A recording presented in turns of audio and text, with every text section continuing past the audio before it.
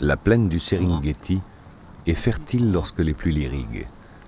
Mais à la saison sèche, fin avril, elle se transforme en désert. Et les gnous sont obligés de migrer vers le nord, vers la réserve kenyane du Masai Mara, où l'eau ne manque jamais. Au milieu de ces plaines herbeuses, la rivière Mara, frontière naturelle entre la Tanzanie et le Kenya. Pour les gnous, le plus dangereux obstacle à franchir avant de parvenir aux prairies verdoyantes.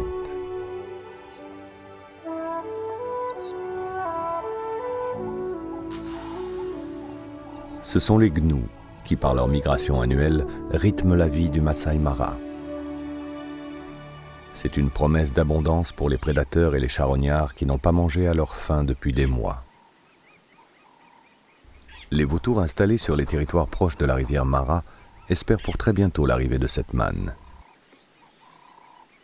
Vautours de Rupel, vautours africains, vautours oricoux sont solidaires dans l'attente.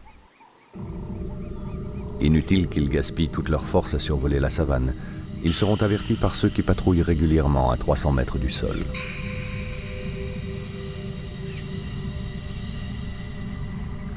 Ces vigies sont de précieux informateurs aussi pour les prédateurs et les autres nécrophages.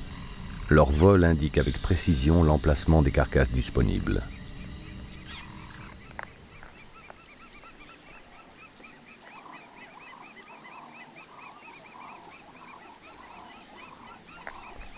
La hyène tachetée, la plus sérieuse concurrente des vautours. C'est sans doute elle la mieux armée pour le métier de charognard. Ses mâchoires peuvent broyer des os d'éléphant, son système digestif lui permet d'ingurgiter n'importe quoi. Et de plus, c'est une excellente chasseresse.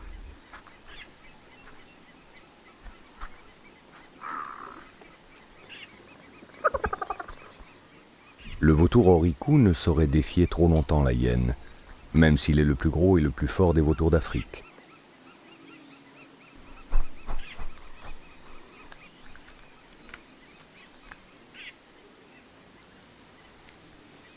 Son atout majeur, ce bec extraordinairement puissant, avec lequel il peut arracher des fragments de chair sur les parties les plus coriaces d'un squelette, mais aussi éventrer un cadavre intact, ce dont aucun autre vautour n'est capable.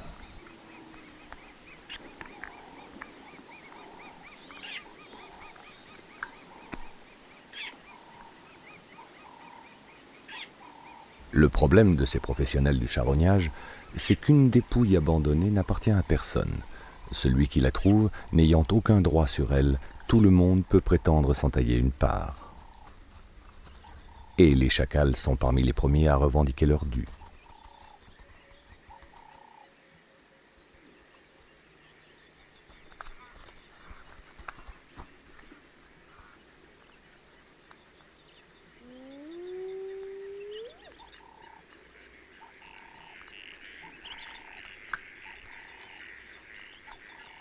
Même si la carcasse qu'on est en train de nettoyer n'est plus qu'un squelette, il est prudent de rester sur ses gardes. Voilà 3 mois qu'il n'a pas plu dans les savanes du Masai Mara. Affamés, à bout de force, les carnassiers rôdent, prêts à en découdre avec n'importe qui pour se procurer les reliefs d'un festin. Avec la pénurie des proies vivantes, les lions se retrouvent logés à la même enseigne que le commun des carnivores. Ils doivent se contenter de charognes.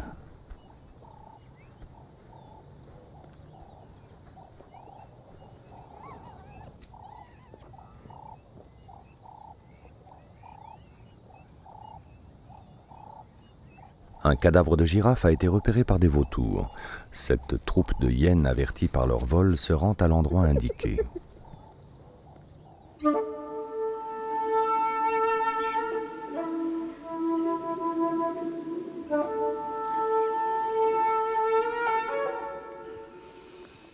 En période d'abondance, une dépouille aussi desséchée n'intéresserait plus personne. Mais pendant les mois de disette, le moindre rogaton est bon à prendre.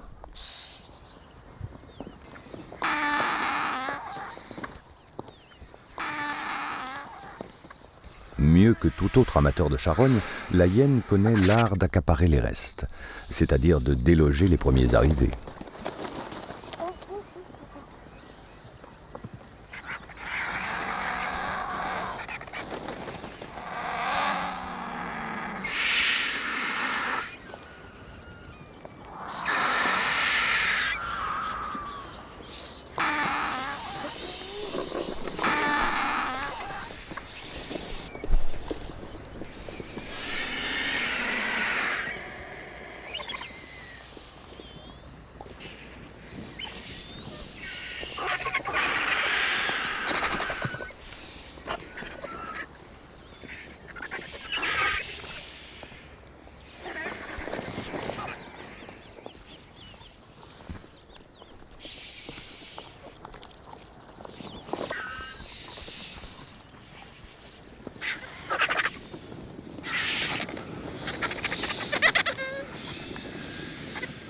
Vautours, chacals et hyènes se font concurrence sans trop de bagarre. Chacun prélève sa part là où il peut, en fonction des outils dont il dispose, bec acéré, dents pointues ou mâchoires broyeuses, si bien qu'au bout du compte, ils auront tous de quoi tromper leur faim.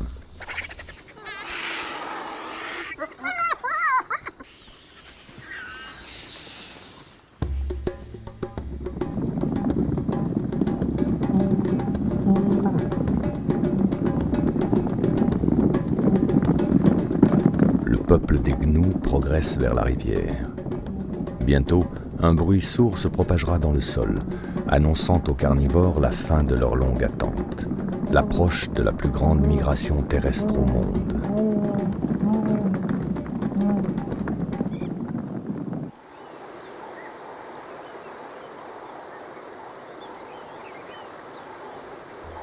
L'arrivée des gnous aux abords de la rivière sera confirmée par les guetteurs silencieux.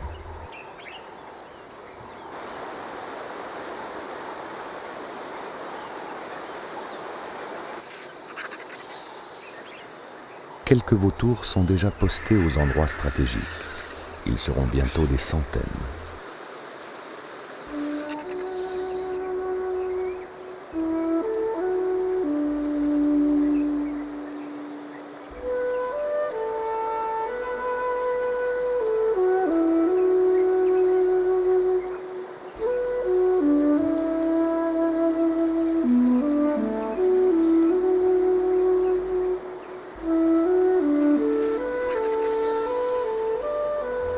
En l'espace de 2 ou 3 jours, une foule impatiente et vorace s'est massée au bord de l'eau. Mais il y a plus féroce, celui que les Maasai surnomment le seigneur du fleuve. Celui que l'on ne remarque pas tant il sait bien se camoufler, mais qui le moment venu prélèvera un lourd tribut sur la foule traversant son fief. Pour ces crocodiles, la migration des gnous est l'événement de l'année. Eux qui 11 mois sur 12 se contentent de maigres repas, ils vont enfin pouvoir se gaver. Nous sommes fin août. Les gnous marchent depuis 4 mois. Ils sont épuisés, squelettiques, mais presque arrivés au terme de leur voyage. Et l'ennemi est là, qui attend.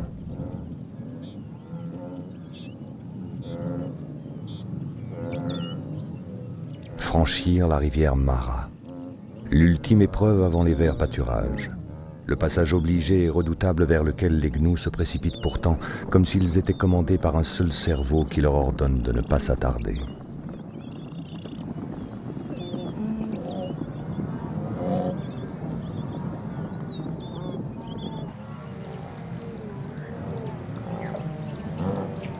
Ils sont déjà plusieurs milliers, massés sur la rive, attendant fiévreusement que les plus téméraires se jettent à l'eau. Sentant venir le moment crucial, vautours africains et vautours de Rupel volent maintenant plus bas.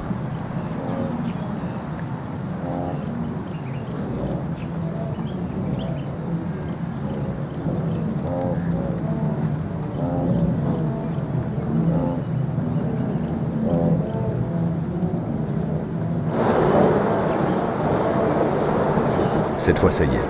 Il a suffi que quelques-uns donnent l'exemple.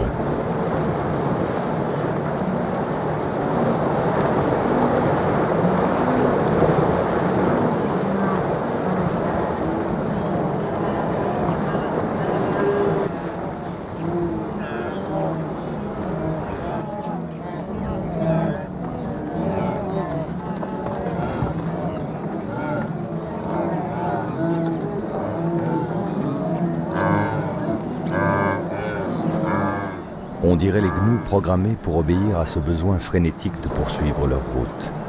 Tant pis pour ceux qui se brisent les reins en sautant des falaises. Il faut aller de l'avant, coûte que coûte.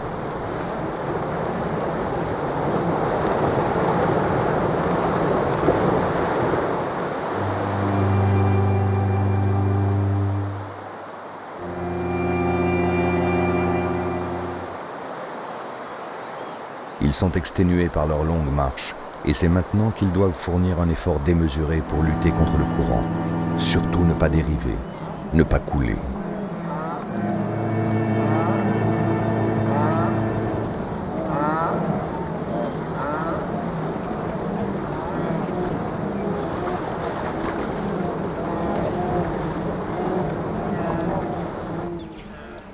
La sortie est tout aussi périlleuse. Après le passage de centaines de bêtes, les rochers boueux n'offrent plus aucune adhérence.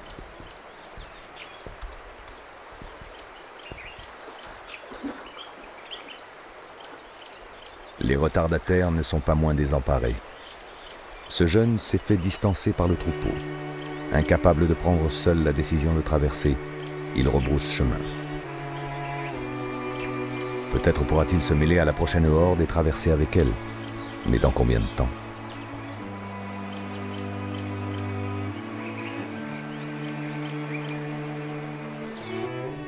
Sur l'autre rive, les bêtes estropiées pendant la traversée n'ont aucune chance de survivre. Si elles échappent aux lions et aux hyènes, ce sera pour mourir de faim ou d'épuisement. Les charognards se chargeront de leurs dépouilles. Ils sont là pour ça. Même chose pour les cadavres qui dérivent. Toutefois, pour les vautours et autres nécrophages postés en aval, ce n'est pas la profusion tant espérée. Les victimes de cette traversée ne sont pas très nombreuses et tout le monde reste un peu sur sa faim. Peut-être faut-il patienter encore.